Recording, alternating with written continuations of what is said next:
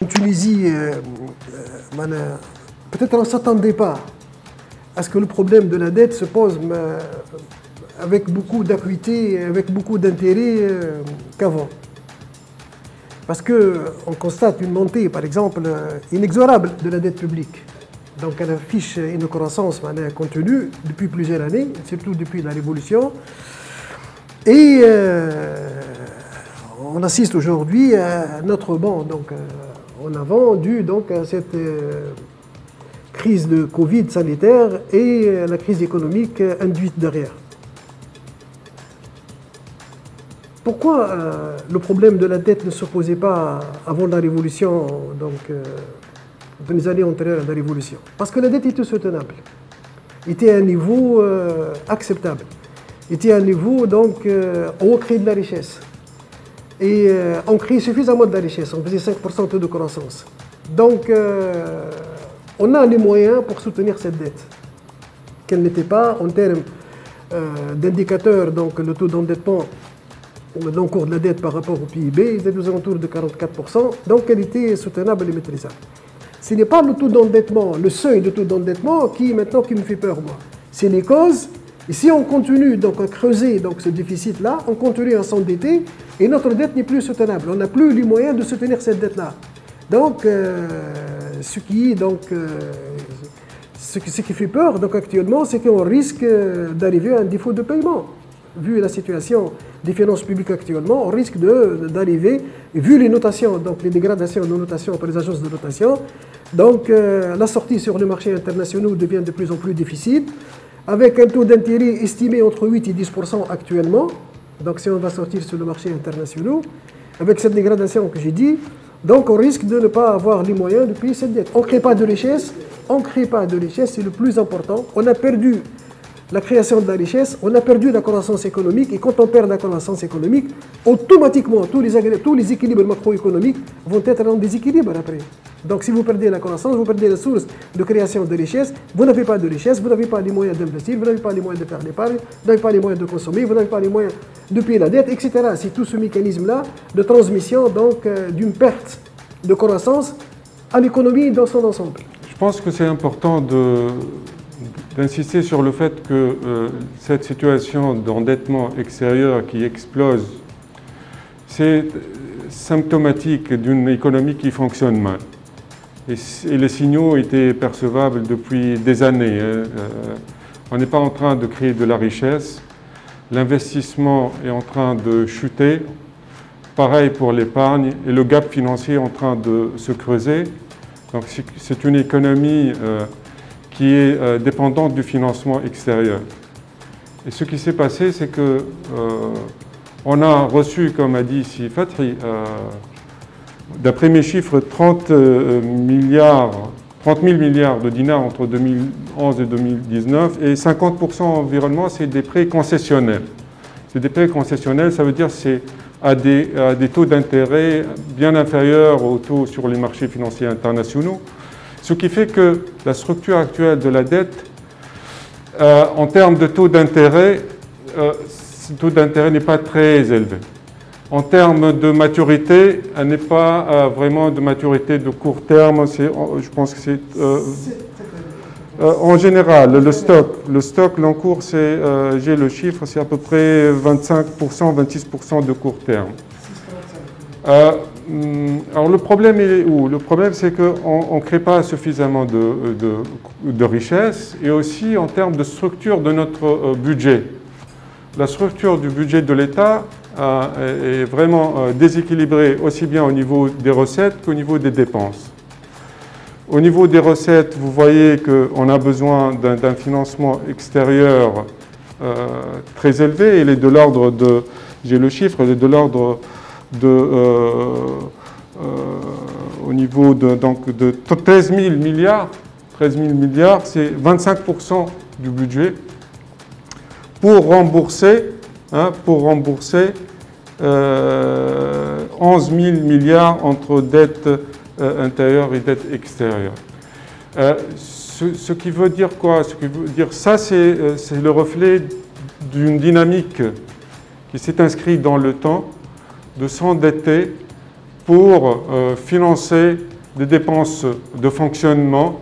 On n'investit pas trop. Hein, l'État n'investit qu'à peu près 7,8% de son budget. Or, l'investissement est très important pour la relance économique. Notre problème aujourd'hui, il est économique. Donc, et malheureusement, ce n'est pas avec des outils, des instruments économiques que nous sommes en train de résoudre notre problème.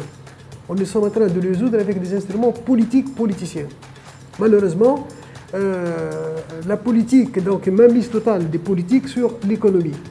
Et l'économie a été très mal administrée depuis la Révolution, et ça tout le monde le sait. Donc on n'invente pas la roue si on va dire que notre économie a été très mal gérée, très mal administrée. Il n'y avait pas les gens qu'il faut à la place qu'il faut, donc il n'y avait pas suffisamment de programmes, il n'y avait pas suffisamment d'institutions d'appui pour s'en sortir de la situation. Parce que quand on nous parle de réformes, on n'invente pas la roue. Donc là aussi, tout le monde sait quelles sont les réformes qu'on doit faire. Et il y a des réformes où on a commencé, on est avancé donc un peu dans les réformes, par exemple les subventions de l'énergie. Donc on a commencé à avancer un peu. On a mis en place donc une formule d'ajustement. Donc c'est un avancement quand même. Au niveau des entreprises publiques, il y a eu quelques tentatives aussi pour certaines entreprises publiques. Disons qu'il y a quand même, on va vers des réformes. Ce n'est pas au rythme donc souhaité, un rythme qui est très lent parce que c'est devenu trop politisé. Et il y a aussi donc l'axe syndical aussi. Là, il faut dire, nous avons aujourd'hui un syndicat omnipotent, un syndicat très fort, donc qui est capable donc de laisser faire les réformes en un mois ou 2 mois, parce que c'est pas difficile, parce que toutes les réformes sont prêtes aujourd'hui. Reste la mise en place donc de ces réformes. Je suis d'accord qu'en phase de crise, le partage des rôles n'est pas clair. Et parfois, c'est vrai que des acteurs peuvent prendre du terrain lorsque l'autre est en situation de faiblesse. Lorsque vous entendez parler qu'il y a des discussions fi Bayt al-Hikma à propos du programme de réforme, et lorsque après un round, vous avez le partenaire social qui quitte, ça c'est pas bien. C'est un mauvais signal. Et donc, on ne comprend pas pourquoi. D'abord, il y a un engagement, on se félicite qu'il y a un début de convergence, qu'on a listé les entreprises publiques prioritaires, et tout d'un coup, il y a un volte-face. Ça veut dire quoi? Ça veut dire que d'abord, la confiance qui doit s'établir, il y a une crise de confiance. Et je reviens à ce que j'ai dit au départ, c'est qu'il faut vraiment que le changement s'articule autour d'un projet global qui touche aussi bien les entreprises publiques, mais qui touche aussi la qualité des services publics. Comment assurer l'accès à l'éducation de qualité, l'accès à la santé de qualité, l'accès au transport de qualité, comment éviter les freins vers la transformation de l'économie, par exemple, comment débloquer tous les blocages qui existent actuellement pour investir dans le projet de l'énergie renouvelable. Ça aussi, c'est une manière de réduire notre recours à l'endettement extérieur. D'après l'étude de l'ITES, il y a 8 000 milliards qui restent, le gap à mobiliser. 8 milliards dans une partie donc, de l'extérieur, donc oui, provenant de l'extérieur. Moi, j'ai fait un petit calcul, ce qui reste à payer comme remboursement de la dette extérieure et ce que représente par rapport à nos réserves en devises. C'est un taux très important. Ça représente 47% des réserves de devises. Si on va utiliser ça pour payer les 2 tranches. Voilà, ça veut dire quoi? Ça veut dire que c'est énorme quand même. Presque 50% de vos réserves en devises. Et donc du coup, ça vous donne une idée sur l'importance d'avoir ce financement extérieur à travers le Fonds monétaire international et les autres bailleurs de fonds. C'est 3 milliards 500 en dinars tunisiens.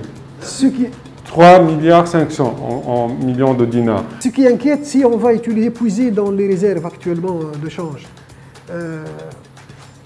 le monde va vers la relance actuellement. Les signaux donc à l'échelle internationale, donc c'est positif. Il y a une relance économique un peu partout dans le monde, l'Europe, la France, l'Italie, etc. Nos partenaires donc voient des choses en rose actuellement. Donc. Ça va impacter positivement la Tunisie, ça c'est sûr. On peut pas, donc on va s'en sortir de la crise, supposons qu'on va sortir actuellement de la crise de la dette, mais ça va impacter positivement l'économie. En 2022, peut-être on fera des taux de croissance de 2, 2,5, pourquoi pas 3, donc en Tunisie. Et pour faire cette croissance, j'arrive à l'idée, pour faire cette croissance, on a besoin d'importation. Nous sommes une économie qui importe. Et si vous allez puiser le stock de réserves qu'on a actuellement, qui est inutilisé parce qu'on n'importait pas, parce qu'on était en période d'arrêt de la production, etc., si vous voyez un retour à l'importation, donc vous allez puiser donc, pour payer la dette de ce stock de réserves, ça sera une opération dangereuse, une opération très très dangereuse. Qu'est-ce qu'ils vont faire? Les prêts syndiqués, comme ils ont fait les 2 dernières fois, donc s'adresser aux banques et demander donc, un emprunt en devise. Or, les banques actuellement, puisque l'activité économique donc, c'est-à-dire ne fonctionne pas comme on le souhaitait, placer leur stock en devise auprès de la Banque centrale. Vous allez demander aujourd'hui aux banques, qui ont donc des réserves supplémentaires, de continuer à financer l'État directement. C'est ça, qu'est-ce qu'ils vont faire? Si on ne peut pas sortir sur le marché international et on a besoin de devises, première chose à faire, ils vont chercher donc les réserves. Chez qui les réserves? Ce n'est pas auprès de la Banque centrale. Ils vont les chercher auprès des banques. C'est sérieux. Nous avons des problèmes de santé donc des citoyens. Il faut préserver le citoyen. Ce capital donc humain, il faut le garder. Il faut savoir ce capital naturel, ce capital humain, il faut le préserver. Et aussi, il faut sauver l'économie. Il faut sauver donc nos finances publiques. C'est sérieux. L'insolvabilité de l'État, c'est sérieux. C'est plus donc une menace, donc ça devient sérieux. Ça peut se réaliser donc dans les mois à venir si on ne trouve pas des solutions donc de financement de ce déficit. C'est sérieux. Je pense que il faut agir. Il faut que le chef donc de l'exécutif mette en place une structure de suivi et une structure donc de suivi de la mise en place de réformes. Pour s'en sortir. Je pense que l'inaction, elle est très coûteuse. Tous ces problèmes qu'on vit actuellement, ils étaient prévisibles. Elles s'annonçaient de manière beaucoup plus pressante lors de la dégradation de Moody's en février. Il était clair que si on ne fait rien, eh bien, on va être dans une situation de crise des finances publiques.